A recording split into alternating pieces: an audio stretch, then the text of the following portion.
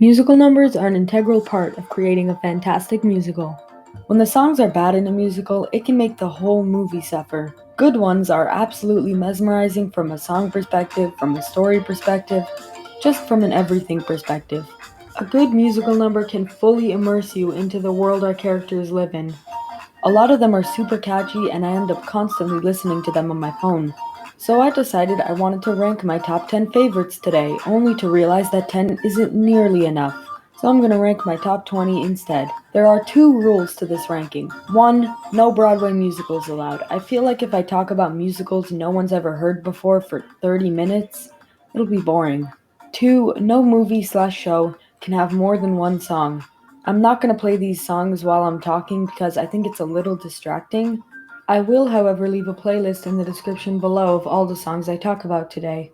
I recommend you listen to the song before I talk about it and then come back to hear my thoughts. Let's get started. I'm in the middle of doing this whole Disney ranking thing, and I stumbled upon The Adventures of Ichabod and Mr. Toad. Surprisingly, there was one song that's good enough to make it on this list, Ichabod Crane. It has such a great beat and mood to it that I could not get it out of my head. It's such a great introduction to this oddball character that we get to see more of during this pretty bad section of the movie. Honestly, the story of Ichabod Crane is way less interesting than this song. Just listen to Ichabod Crane on YouTube and ignore the last half of this movie. Though I do recommend you watch the first half of it, especially if you're into Cloudy with a Chance of Meatball or Hotel Transylvania. Yeah, Disney Channel original movie representation. Teen Beach 2 is vastly underrated. I get that most Disney Channel original movies are more bad and less, good, but that doesn't mean all of them suck. Fallin For You is a genuine banger. It has such a great beat and tempo, and it's reprise of the previous song from the last movie. But instead of putting you to sleep, it makes you want to dance. Some of the acting is bad and it's a little bonkers, but honestly, I'm impressed. Pinocchio has some gorgeous songs, but my favorite has always been When You Wish Upon a Star. It's such a fantastic ballad that I cannot stop humming. The beautiful lyrics tie into Pinocchio's want for being a real boy, and the tune is memorable and catchy, if you're too young to care about those things. It's also a really great introduction to everything, showcasing how dreams can come true. And yes, fairies can grant you a wish. What holds it back is A, it's a little repetitive, and B, the visuals are not really compelling. And yes, I know that this technically isn't a musical number, but it's my list and I'm gonna do what I want. The Greatest Showman is a tad underrated, honestly. This retelling of P.T. Barnum's life has some messy writing, and it's not the most accurate recap of the man's life, but I had a casual good time with it. Its songs are not its best attributes because the singers are almost always heavily auto-tuned. In fact, there's only two I consider actually good. One of them is Never Enough.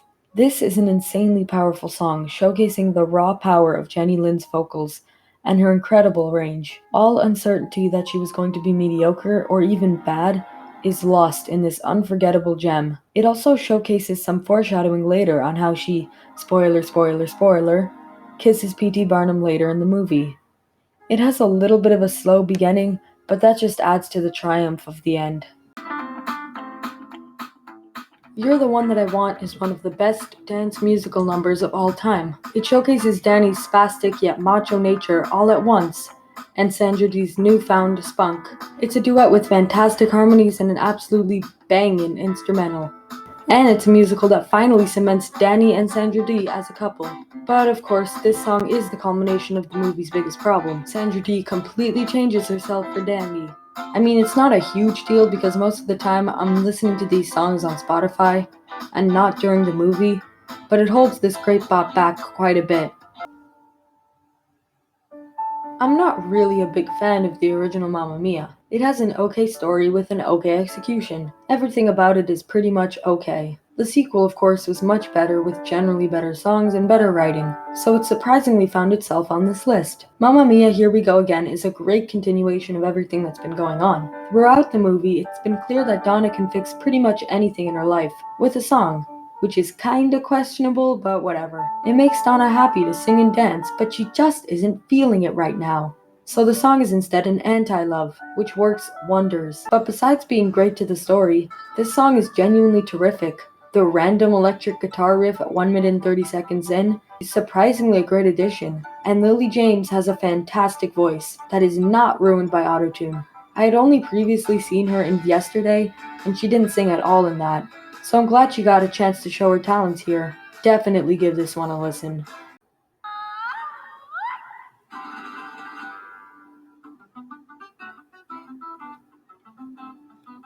Coco is one of Pixar's best films. It has some of the most wonderful whimsical worlds, most consistent tone, and the most realistic family dynamics and characters I've ever seen in an animated movie.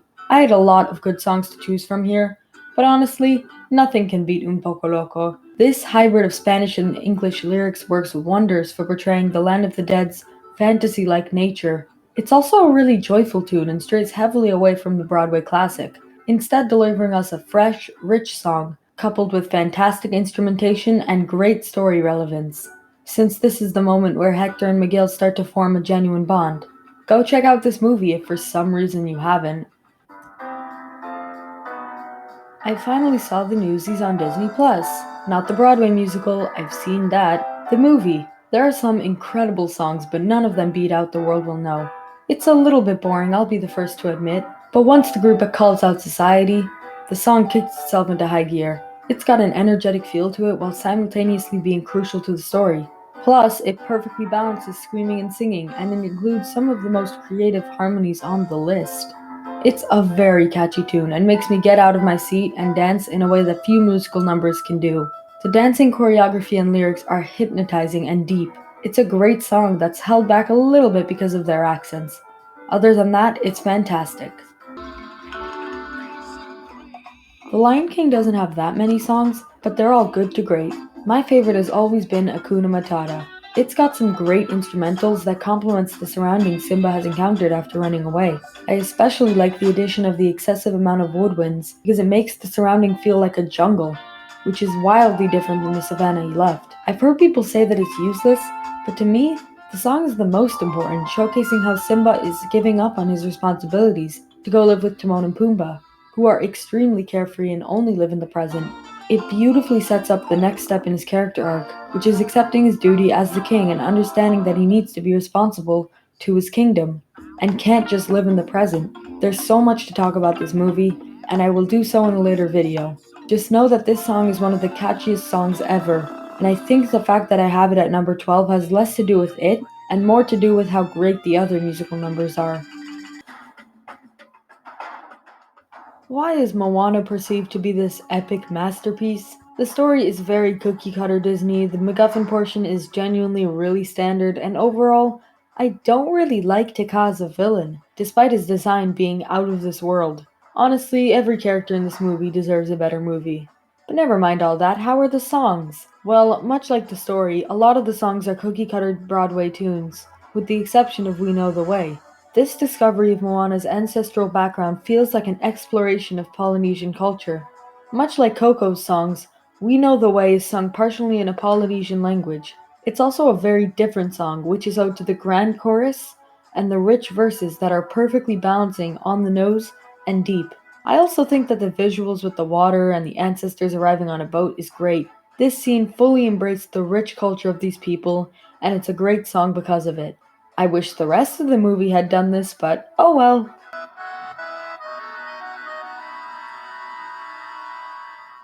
Am I really gonna rank a comedy song at number 10 of my favorite musicals of all time over Moana song? Yes. How could I not? It's I've Got a Dream from Tangled.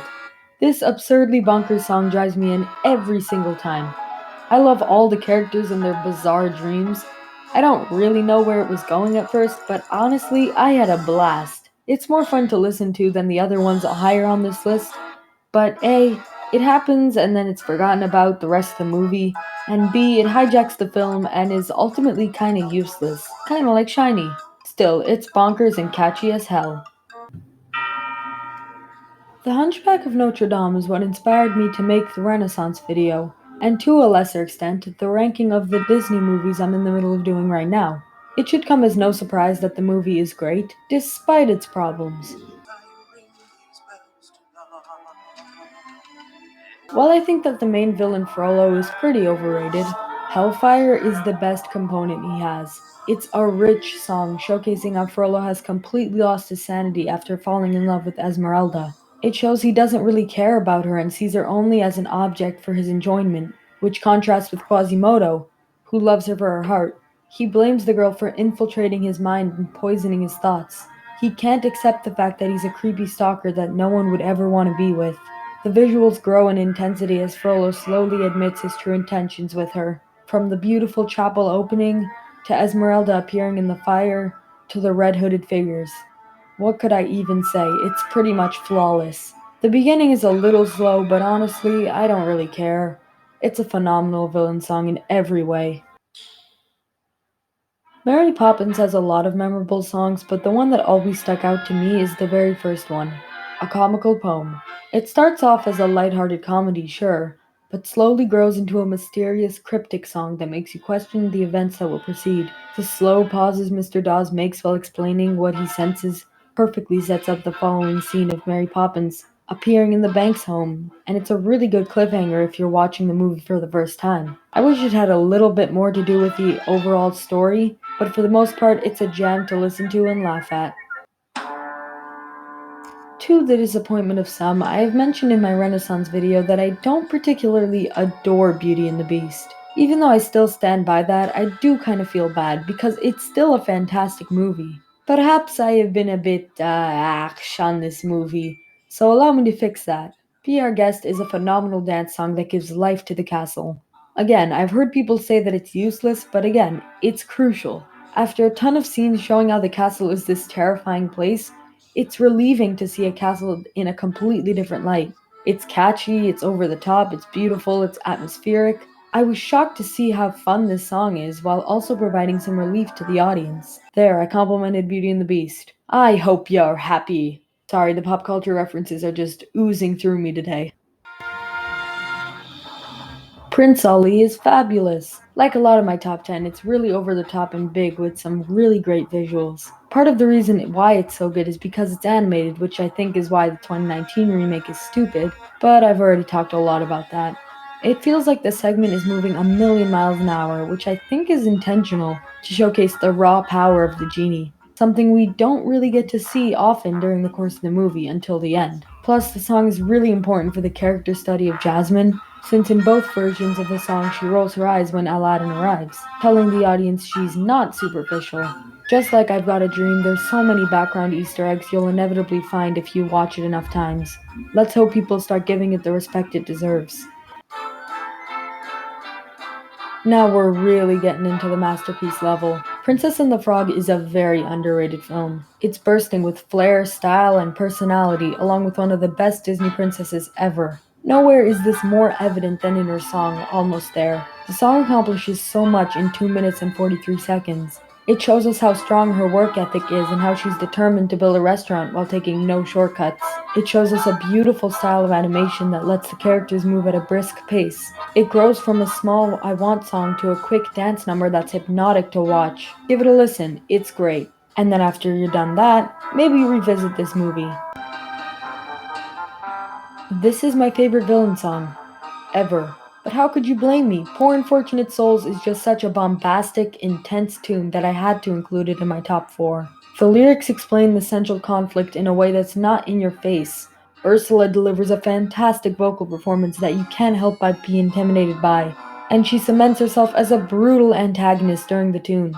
But my favorite part is how the intensity grows exponentially as Ariel is more and more willing to turn her voice for a pair of legs. Once that insane ending shows up, dude, I have chills all over my body, which is something few songs are able to do. This is owed to the over-the-top visuals and Ursula's facial expressions that make her such a hateable villain. If you want to see more of her endlessly entertaining antics, yes, that was fun to say, just watch this movie. You won't be disappointed. Alright, we're gonna do the honorable mentions portion, so I can add some suspense. Bad Hair Day from Bizarrevark. Believe it or not, this is my number 21. Wow, this is just such a jam. Cruisin' for a Bruisin' from T Beach. This is pretty good, but I don't like the acting or the choreography during it. Seize the Day from the Newsies. Yeah, this definitely could have replaced The World Will Know. Down in New Orleans Reprise. This offers a great conclusion, but I think Almost There is just a tad catchier. The Greatest Showman from The Greatest Showman, I was wondering if I should replace Never Enough with this. That's my honorable mentions. Feel free to disagree with me in the comments. Alright, back to the top 3. Shrek 2, like Schaeferless says, is a very good movie. I don't like it as much as he does, but even I can't deny the excellency of holding out for a hero. The stakes in this scene are very cleanly drawn. If Charming kisses Fiona, it's all ogre, and Shrek loses Fiona for good. The background vocals are a little auto-tuned, but it barely registers because it's such a great cover, with perfect lyrics that feel like they were written for this scene in particular. Shrek, Mongo, and the Gingerbread Man's infiltration is so tense and yet so funny at the same time. It's just an incredible scene with very little flaws. I think the harmonies could have been a tiny bit stronger, but honestly that's less of a problem and more of a preference. Like I've said more than once, The Sound of Music is my favorite musical ever and one of my favorite movies. It has some of the most moving songs, but the one thing that always gets me is the Hills Are Alive reprise. When the children sing to the Baroness, Captain Von Trapp realizes that Maria taught them to sing, something they never learned how to do. When he hears them sing, his heart melts. Finally, we're able to see that he's in fact a caring soul before the death of his wife, which is something that is subtly mentioned throughout the movie. When he starts to sing, I get a bunch of warm fuzzy feelings inside because you can feel he has a genuine connection with the children, but he had to hide it because he thought he had to be tough. The song itself is pitch perfect, including some fantastic vocal performances and some great harmonies to complement them. Dude, I don't even know what to say. Just watch this movie. What could possibly top it? I think it's fairly clear at this point that there will be no other animated movie quite as epic as The Prince of Egypt. It's definitely not perfect. I mean, the ending feels really rushed, and there's some songs I don't absolutely adore. But honestly, this pales in comparison to the grand story it retells. Nowhere is this grandness more felt for me than in the song When You Believe. The Hebrews have finally been freed from the oppressive rule of the Egyptian monarchy, and that is a song dedicated to their freedom. It begins slowly as the Hebrews are unaware of what's happening. They look confused. The only people who know what is happening are Moses, Miriam, and Zipporah. But once the people realize what has happened to them, they walk with Moses as their leader. Thousands of Hebrews were finally freed from Ramses and Egyptian ancestors. Then the song shows the joy felt between the Hebrews as they frolic, something most of them have never been able to do. I cannot get through this scene without weeping. It is just that powerful and beautiful while also perfectly showing the audience how the Hebrews feel. You can't make a perfect movie, but you can make a perfect scene. And When You Believe is that perfect scene for me. I don't think that'll ever change. Wow, a lot of these songs turned out to be from animated movies. I guess that means that animated movies are better if they're musicals. If only there was an animated movie that wasn't a musical but was still a masterpiece that no one ever talks about, so I could talk about it.